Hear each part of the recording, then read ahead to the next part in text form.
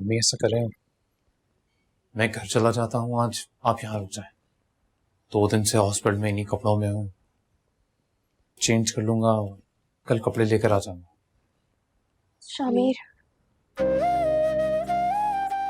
आप कहीं नहीं जाएंगे, मेरे साथ रहे।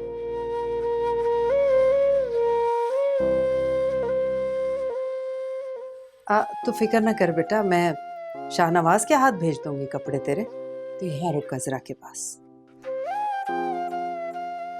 ठीक है।